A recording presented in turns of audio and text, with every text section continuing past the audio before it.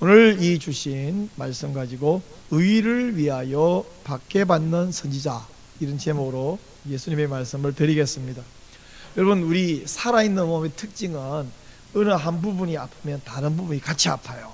그쪽만 아프지 않아요. 그래서 한 군데가 상처가 골마면 온몸에 열이 나고요. 그래서 이 염증이 빨리 안 잡히면 썩어 들어가죠. 썩어 들어가기 전에 빨리 거기를 치료해야 되는데, 가끔은 불행하게도 치료가 안 되면 어떻게 하냐면 절단한다는 말이 들리죠. 특별히 당뇨가 심한 분들이 발이 치료 안 돼갖고 발을 절단한다. 아니, 그 발 아프면 냅두면 안 되겠나? 달리셔야지. 그게 온몸을 죽인다는 거죠. 그러니까 그건 매우 드문 경우지만 그런 슬픈 이야기도 들리잖아요. 근데 이게 살아있는 몸, 유기체의 특징이 육신적 몸에도 그러하지만 영적인 몸에도 똑같은 원리가 적용됩니다. 우리 교회 성도는 뭐요? 예수 그리스도를 머리로 하고 한 명 한 명의 성도는 그 몸의 지체다. 우리 주님 말씀이잖아요. 그래서 몸이 어느 부위가 염증이 생기고 썩어들어가고 이게 온몸에 영향을 주듯이 영적인 몸인 교회도 마찬가지로 성도가 서로에게 상관없이 사는 것이 아니라 영향을 주고 받는다, 이 말씀이에요. 그래서 어느 성도가 잘못되는데 내비두면 그것 때문에 내가 죽을 수도 있다는 말씀이에요. 그래서 우리는 남한테 신경 쓰지 말고 너나 잘하세요, 이게 아니라 우리 주님의 뜻은 이겁니다. 히브리서 10장 24절 시작. 서로 돌아보아 사랑과 선행을 격려하며 서로 돌아보라 그랬어요. 근데 사람이란 게 어떤 한계가 있냐면, 당신이 그거 성경에서 벗어났고 주님이 아주 싫어하십니다 이렇게 말하면 아이고 깜짝 놀랐네, 너무 고마워요, 이러면 얼마나 좋겠어요. 그게 아니라 그렇게 생각하면 뭐라 합니까? 니는 얼마나 잘났는데 너나 잘하세요, 이거예요. 그래서 죄를 짓는 것을 아이고 괜히 남한테 뭐 간섭하랴, 나도 제대로 못하고 허물이 많은데 우리 예수님이 비판받지 않으면 비판하지 말라 그랬는데 그럴까요? 그렇지 않아요. 거기 마태복음에서 비판받지 않으면 비판하지 말란 말은 비판이란 말인, 우리가 옳으냐 그르냐를 말하지 말라는 게 아니라 저 사람 저 천국 갈 거야, 저 사람 지옥 갈 거야, 네가 판단하지 말라는 뜻이지, 이 잘못된 거를 지적하지 말라는 뜻이 아니에요. 우리 예수님은 야야야 잘나지도 않은 게 남의 죄에 신경 쓰지 말고 너네 몇 잘해, 예수님 이렇게 말했어요? 아니에요. 자, 여러분 예수님 말씀 한번 들어보세요. 마태복음 18장에서 이렇게 말해요. 내 형제가 죄를 범하거든 가서 너와 그 사람과만 상대하여 권고하라. 만일 들으면 네가 내 형제를 얻은 것이요, 만일 듣지 않거든 한두 사람을 데리고 와서 두세 증인의 입으로 말마다 확정하게 하라. 만일 그들의 말도 듣지 않거든 교회의 말하고 교회의 말도 듣지 않거든 이방인과 세리같이 여겨라. 즉 온 교회의 이름으로 당신이 성경에서 벗어난 범죄입니다 이러는데도 그래서 어쩌라고, 이런 사람은 어떻게 하라고요? 내쫓아라고요, 교회 밖으로. 아유, 붙여놔야 언젠가 회개할 거 아니에요? 아니, 회개하기 위해서 오히려 출교하라고 성경 분명히 말씀합니다. 근데 여러분, 어느 한 사람이 그럴 때는 권고하고 또 온 교회가 권면하고 그러다 안 되면 출교하라 그랬는데, 문제는 온 세상이, 온 교회가 다 타락하고 다 변질하고 이럴 때는 어떻게 해야 될까요? 에이, 나 혼자 뭐 잘난 척하면 되겠어, 가만히 있어야지, 그럴까요? 아니면 나 혼자도 막 당당히 이게 진리고 다 잘못했다고 외쳐야 될까요? 정답을 잘 모르겠습니까? 1517년에 500년이 넘었죠. 독일의 마르틴 루터가 그 당시 교황 아래에 있는 온 세계의 모든 교회가 잘못된 것을 발견하면서 이분이 자기가 섬기는 비텐베르크 교회 정문 앞에다가 95개 조항의 질문을 쫙 썼어요. 이게 지금 교회가 잘못된 거다. 루터는요, 자, 우리 가톨릭 교회가 다 썩어 부패했으니까 교황을 때려 죽이고 교회를 때려 부시고 뒤집어 봅시다 이렇게 말한 적이 없어요. 95개를 써놓고, 자, 내가 볼 때는 교회가 이렇게 반성경적인데 누구든지 와서 저와 이것을 토론하실 분은 오십시오, 저랑 이야기하십시다, 이렇게 시작했는데 그 당시 독일 모든 유럽의 교회들이 루터에게 동조하고 그래서 종교 개혁이 일어났어요. 자, 그러면 루터처럼 외치면 누구나 성공하고 개혁할 수 있냐? 아니요. 루터 외에, 루터보다 이전에 혹은 루터 이후에도 옳은 말을 외치다가 성경적인 소리를 하다가 순교한 분이 많습니다. 화형당한 사람이 많아요. 자, 이 사람 보세요. 1406년에는 제임스 레스비가 화형당했습니다. 1415년에는 존 후스가 화형당했어요. 1528년 패트릭 해밀턴 24살 청년이었어요. 아주 이 사람은 앞길이 활짝 열린 24살인데 벌써 교수였어요. 근데 이 청년이 화형당했습니다. 1536년 윌리엄 틴데일 성경을 번역한 그 유명한 틴데일 화형당했어요. 1546년 존 녹스의 스승, 여러분 존 녹스는 대부분이 많이 알고 있는데 그의 스승이 누군지는 잘 몰라요. 조지 위차트. 지금 세인트 앤드루스 성 앞에 가면 아스팔트, 자동차단 아스팔트에 돌멩이로 이렇게 박아가지고 GW 이렇게 딱 새겨놨어요. 그거밖에 없어요. 여기서 이 사람이 화형당했다 하는 표시입니다. 조지 위차트. 1556년 토마스 크레머. 이외에도 많아요. 제가 대표적인 몇 사람을 가졌는데 여러분은 처음 듣는 이름도 있고 들어본 이름도 있을 수 있지만 사실 이분들은 굉장히 유명하고 굉장히 특별한 분들만 좀 가져왔는데 이분들이 모두 그냥 순교가 아니고 화형당했어요. 자연하게. 누구에 의해서? 그 당시 정치 권력을 거머쥔 왕들에 의해서 왕에게 감히 그거 틀렸다고 외치다가 이렇게 화형당했습니다. 교회사에도만 이런 것이 아니라 성경에도 보면 이스라엘 왕정시대 다윗 솔로몬 이후에 나라가 쪼개졌죠. 남유다 북이스라엘. 남유다에는 20명의 왕이 있는데 그 중에 선한 왕이 8명 있긴 있는데 북이스라엘 19명 한 명도 없어. 선한 왕이. 이럴 때에 하나님이 남유다 북이스라엘 선지자를 많이 보내어 주셨어요. 그런데 이 선지자가 어떻게 했나? 여러분 선지자 이러면요 한자말로 선지자 이러면 먼저 아는 사람, 그래서 예언을 하는, 미래를 예언하는 사람 이렇게 생각이 되기 쉬운데 예언하는 기능도 있어요. 근데 선지자야 예언만 하는 것이 아니라 하나님의 말씀을 액면 그대로 전달하는 거, 자기가 삭감하는 게 아니라 있는 말씀편 그대로 전달하는 이것이 선지자의 본래 역할입니다. 그런 의미에서 신약의 우리 성도들도 우리 다 한 명 한 명이 선지자의 역할을 감당해야 한다는 것이죠. 그럼 선지자가 하나님 말씀 외쳤을 때 사람들이, 왕과 백성들이 좋아했다 안 좋아했다? 선지자들은 외로웠어요. 괴로웠어요. 슬펐어요. 눈물의 선지자라 부르는 예레미야 진리를 외치다가 잡혀가서 감옥에 던졌는데 그 감옥이 어떤 감옥이냐? 진흙 구덩이였어요. 위에서 로프를 내려가지고 끌어올려 주지 않으면 절대로 탈출 없는 그런 진흙 구덩이에 던져졌고요. 스가랴 선지자는 성전 마당에서 사람들에게 맞아 죽었어요. 스데반 집사님이 설교할 때 그런 말 했잖아요. 너희와 너희의 조상들이 어떤 선지자를 박해 안 한 적이 있냐? 라고 말했어요. 사실이거든요. 그렇게 외치던 스데반도 그 자리에서 돌에 맞아 죽었어요. 스데반 집사님, 젊은 집사님 죽었어요. 근데 스데반을 쳐 죽일 때에 앞잡이가 되었던 사울이 후에 다메섹 가다가 예수 그리스도를 만나서 그리고 이방인의 사도가 되었는데 참 공교롭게도 이 사도 바울이 어떤 사도보다 고난을 많이 당했고 그의 고백에 가면 내가 여러 번 죽을 뻔하였다. 여러분 사도 바울이라는 사람은 이 성격상 엄살을 부리는 사람이 아니에요.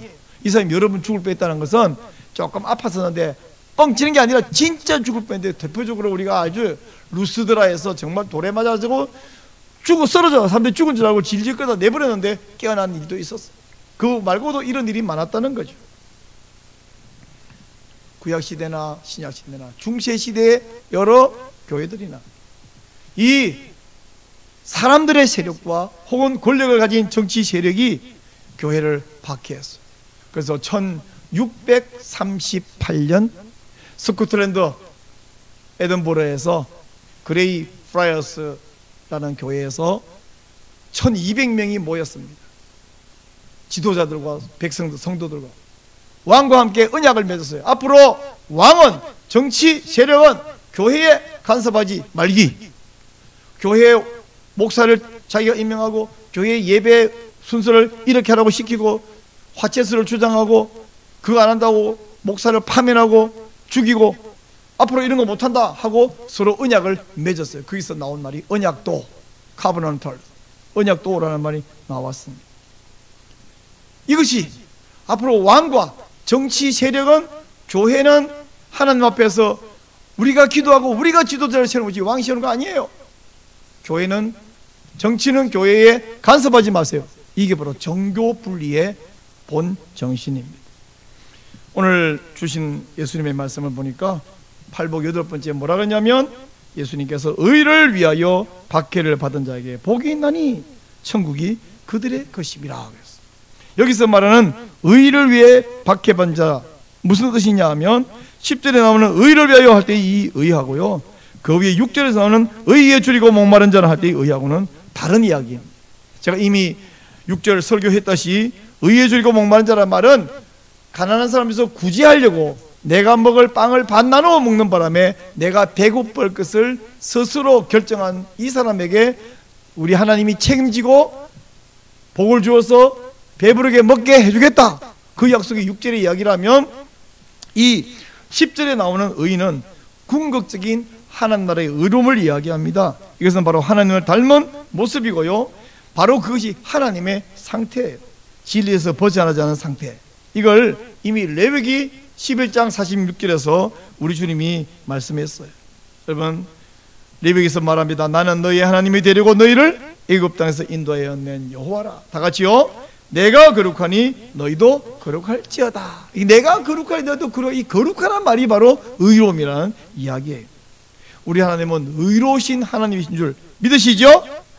그러면 우리 주의 백성도 당연히 하나님과 의로워야 한다는 사실도 믿으시죠? 근데 왜 사람이 의로움에서 벗어나느냐 하면 균형을 잃어버리기 때문입니다.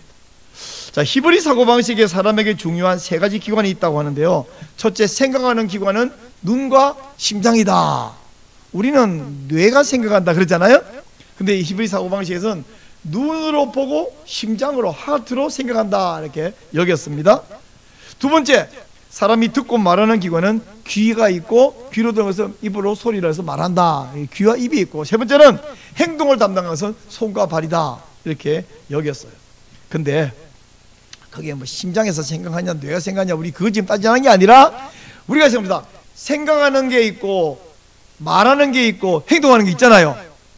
자, 생각과 말과 행동, 이 3가지 기관이 균형을 이루면 그게 의로운 건데, 균형이 깨지면 의롭지 못합니다. 예를 들어 볼게요.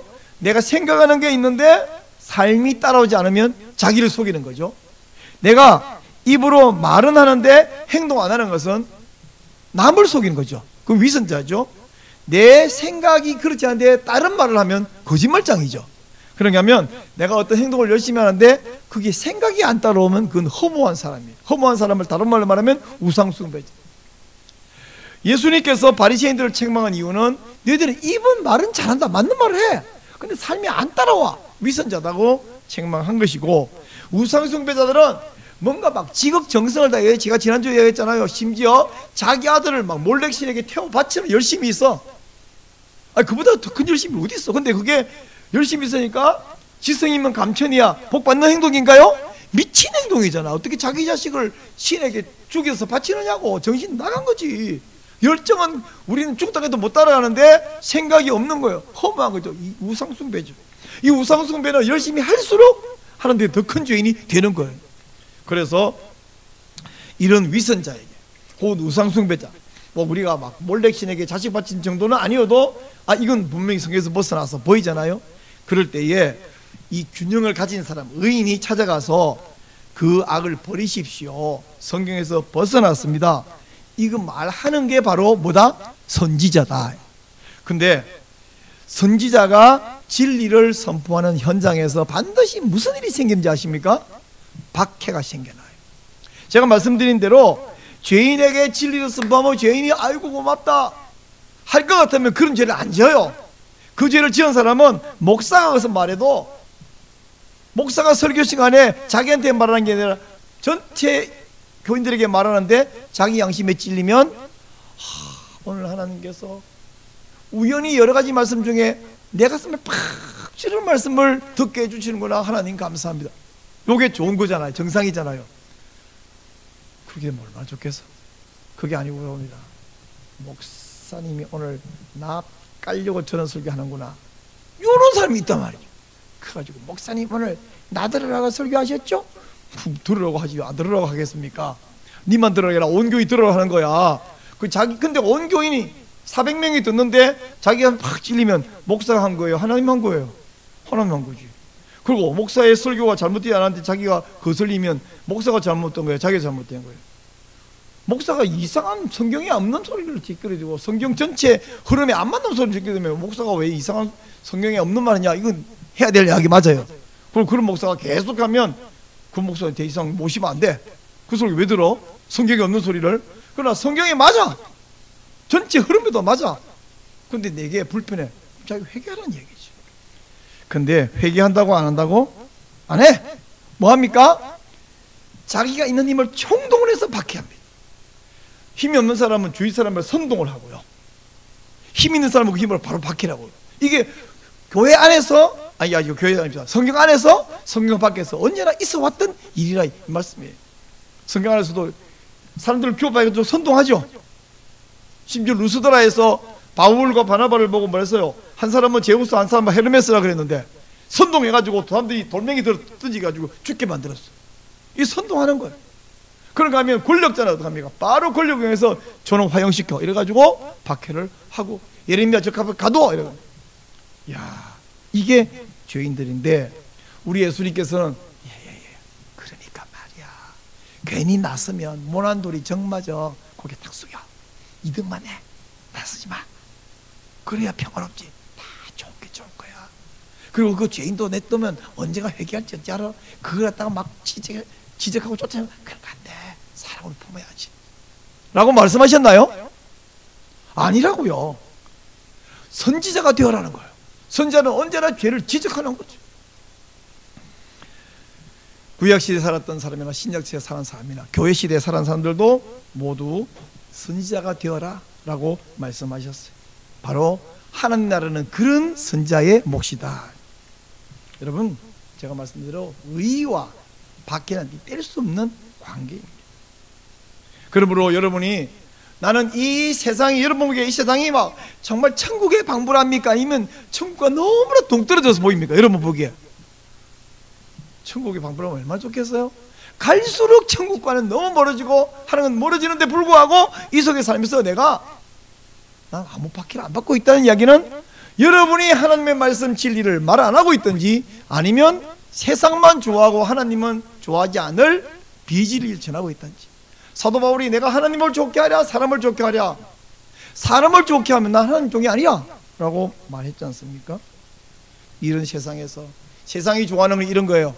복지, 자원봉사, 그리고 기독교 윤리실천, 이런 거. 여러분, 기독교인들이 윤리실천 운동에 앞장서고 막 자원 아끼고 아나바다 하고, 그리고 막 자원봉사 나가서 하고, 그리고 사람들에게 추수감사절에 사과 한 개, 감 한 개 가지고 감사 이래가지고 주고, 감하고 사과 주는데 누가 싫어해?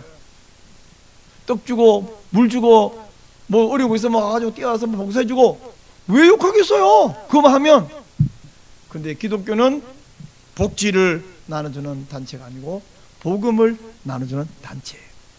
아멘? 제 이 말은 복지는 안 해도 돼요 이런 말인가요? 자원봉사 안 해야 된단 말인가요? 제가 그렇게 말했나요? 그건요, 성도가 원래 해야 되는 일이에요. 근데 그것만 하면 안 된다는 말씀이에요. 여러분, 우리가 정말 완벽에 가깝게 살고 정말 남에게 늘 자원봉사하고 늘 그러면 굳이 전도할 필요 없이 저절로 온 세상이 막 감동해가지고 다 온 가족들, 온 동네 사람, 내 동생들 전부 믿어가지고 다 천국처럼 될까요? 그럴 것 같으면 사도 바울은 천하의 바보 멍청이 아닐까요? 사도들은 바울과 12사도 전부 성경에 가시죠. 누굴 닮아? 자기네 스승을 닮아갖고. 예수님도 좋은 말 하고 다니고 병자 고치고 오병이로 먹이주고 죽은 사람 살려주고, 그거 먹어서 왜 끌려가서 죽어?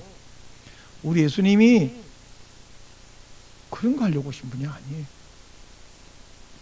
술 없는 잔치집에 술 만들어 주려고 오셨나요? 에? 예수님이 첫 번째 기적이 잔치집에 술 만들어 준 거예요. 그래서 술 없는 집에 즐거움이 사라지니까 즐거움해라, 그래서 술 만들어 주려고 예수님이 이 땅에 오셨냐고. 교회는 복지가 아니라 복음을 전하는데, 여러분, 복음을 전하면 반드시 무슨 일이 벌어지냐면 반발이 생깁니다. 복음 전파는요, 예수 십자가 부활 천국, 이것만 복음이 아니에요. 복음은 그렇게 범위가 좁지 않고요, 예수님이나 사도들이 한 일을 보면 순수 천국만 전하고 다니는 것이 아니라 하나님을 섬긴다고 하는데 잘못 섬겨, 성경을 갖고 있는데 성경을 오해하고 있어. 그런 사람이 가서 당신이 알고 있는 성경 이해는 잘못된 거예요 하고 바로 잡아주는 일을 훨씬 많이 하고 다녔어요. 그러다 보면 그게 언제나 충돌이 생긴다는 거죠. 사탄은 그런 사람들 다 죽였어요. 예수님도 죽이고 사도들도 죽이고 개혁자들도 죽이고. 왜? 온 우주는 하나님이 주인이지만 이 세상은 어떠냐? 공중구제자본자라고 예수님 말한 사탄이 주인이에요. 그래서 이 세상 사람들을, 믿음 없는 사람들을 충동질하고 동원해가지고, 야, 쟤 죽여, 예수부터 죽게 만들어요. 때로는 종교적 관습의 이유로, 때로는 경제적 이유로. 여러분, 에베소에서는 왜 충동질했냐면 종교적 이유가 아니었어요. 자기들이 지금 바울이라는 이 작자가 여기서 계속 우상 숭배하지 말라고 가르치니까 자기들이 만든 이 아데미 여신의 신상이 장사가 안 되는 거예요. 그래서 폭동이 일으키는 거예요. 서로 선동해갖고. 경제적 이유로, 때로는 정치적 이유로. 제가 말하는 게 진리는 성경적 맞지만 내가 생각하는 정치인님하고 안 맞네, 야 저거 다른 거 구실해가지고 핍박해, 이거 사탄이 하는 거예요. 언제나 진리를 외치는 선지자를 정치적, 종교적, 경제적, 주로 세 가지입니다. 이걸 핍박하게 하는. 지난주 화요일에 한국 프레스센터에서 태아 여성 보호 국민연합을 창설했습니다. 서울 온누리교회 이재훈 목사님이 이사장이 되시고, 서울 영락교회 김운성 목사님을 위시해서 15명이 이사가 되고, 저를 포함해서 22명이 운영위원이 됐습니다. 이사하고 운영위원이 하는 일이 어떻게 다르냐면, 이사는 돈 내고 운영위원은 발로 뛰는 거예요. 우리 한동대학교 재양규 교수님, 연세 드신 이런 분이 다 운영위원으로 함께 뛰고 있습니다. 지금 제가 지난주도 이야기하고 종종 이야기하는데, 국회의원이 우리나라 안에 지금 무제한 낙태법, 임신기간에 관계없는 무제한 낙태법을 발의했어요. 그리고 낙태 비용은 건강보험료로 전액 지원하자라는 내용이 포함되어 있는 법을 발의했어요. 작년 2024년에 우리나라 태어난 아기가 몇 명이냐? 23만 8천 명이에요. 이게 비율로 계산했더니 출산율이 0.7명이에요. 부부 두 사람이 아이 한 명을 안 낳고 0.7명밖에 안 낳아. 그러니까 어떤 집에 아예 안 낳는 집이 수두룩하다는 뜻이죠. 가끔 둘 낳는 집도 있으니까요. 이렇게 50년 지나가면 대한민국은 그냥 망합니다. 저절로 지구에 사라집니다, 진짜로. 근데 엄마 뱃속에서 잔인하게 살해당한 아이는 몇 명이냐? 100만 명이에요. 여러분, 우리 300명이 세월호 한꺼번에 죽었다고 온 나라가 발칵 뒤집어져 갖고 1년 정도는 아예 모든 행사도 다 멈추고 슬퍼하고, 지금도 이 가슴에다가 노란 리본 달고 다니시는 분이 가끔 보이더라고요. 자동차 뒤에 붙이다니는 분 계시고, 애도한다고. 2010 몇 년이에요? 2014년인가요?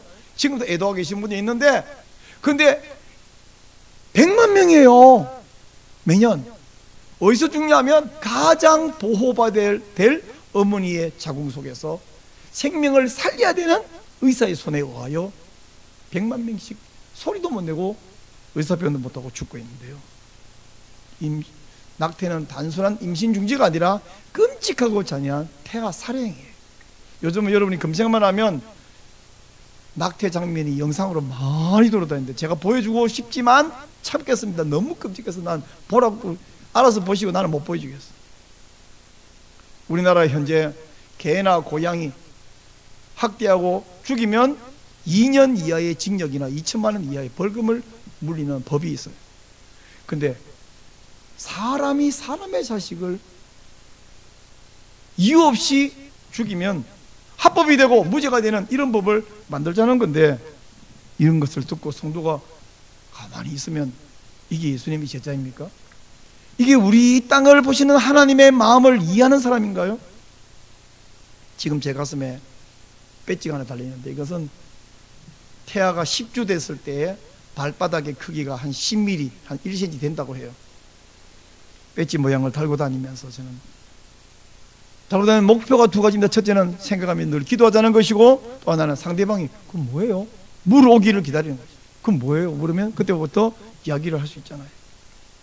우리 태아 여성 보호 국민연합, 이름이 길어서 태여연, 태아 여성 보호 국민연합인데, 국회의원들을 찾아다니면서 의원님, 이건 악법입니다. 기독교 떠나서, 우리 여기 태여연 안에는 천주교 신부님도 함께 하거든요.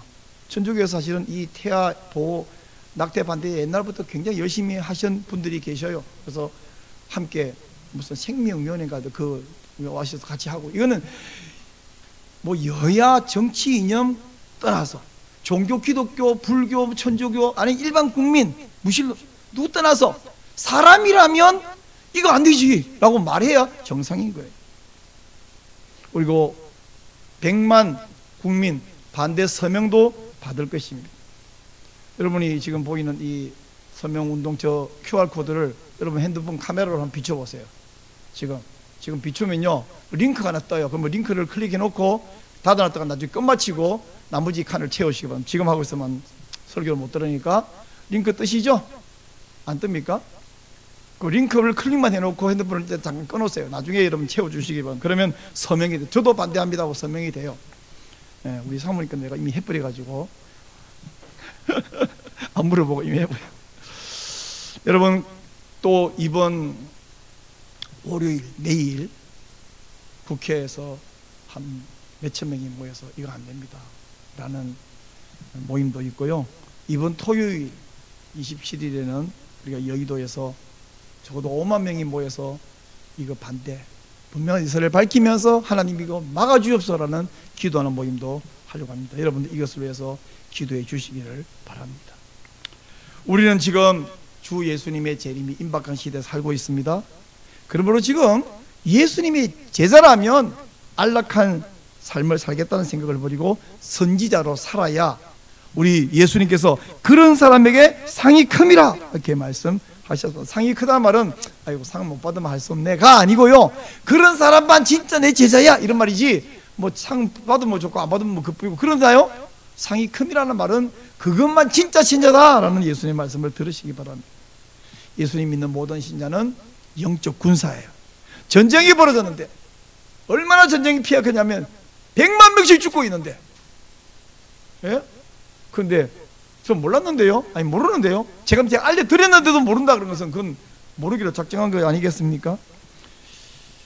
전쟁이 벌어졌을 때 사울 요나단 왕 시대에 이스라엘 백성들이 토굴 속에 숨었고 빌어먹으려고 적군 블레셋 군대에 가담해 있었어요.